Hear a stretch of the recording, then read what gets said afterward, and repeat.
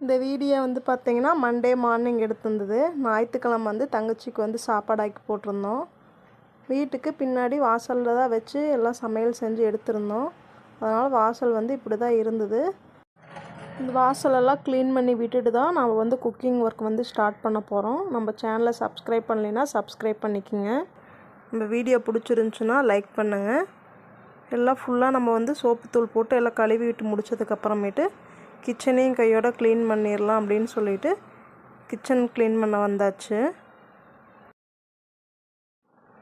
கிச்சனில் வந்து பார்த்திங்கன்னா மளிகை ஜாமான டப்பா வைக்கிற இடத்துலலாம் பேப்பர் மாற்றி விட்டு எல்லாம் க்ளீன் பண்ணியாச்சு. என்ன சமையல் செஞ்சுருந்தேன் அப்படின்னு பார்த்திங்கன்னா சாப்பாடும் சாம்பாரும் தான் செஞ்சுருந்தேன். பிள்ளைங்களுக்கு இதையவே டிஃபன் பாக்ஸு கொடுத்து அனுப்பிச்சிட்டேன்.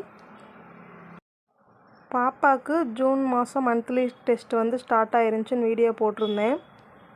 அதில் வந்து பார்த்திங்கன்னா சோசியலில் மட்டும் மார்க் கொஞ்சம் கம்மியாக வாங்கியிருந்தா.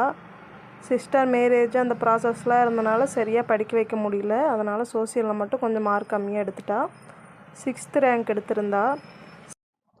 பிள்ளைங்க 2 பேர்த்தையுமே வந்து நான் டியூஷன் வந்து அனுப்பலை, நானே தான் வந்து சொல்லி கொடுத்துட்ருக்குறேன். ஸ்கூல் முடிஞ்ச உடனேயுமே வந்துட்டு கடைக்கு வந்துடுவாங்க. நான் ஹோம் ஒர்க் பண்ண வச்சுட்டு எக்ஸ்ட்ரா வந்து ஏதோ ஒன்று வந்து படிக்க கொடுப்பேன். படித்து டெஸ்ட் எழுதி காமிச்சிருவாங்க. இந்த வீடியோ உங்களுக்கு பிடிச்சிருந்துச்சின்னா லைக் பண்ணுங்கள். தேங்க்யூ.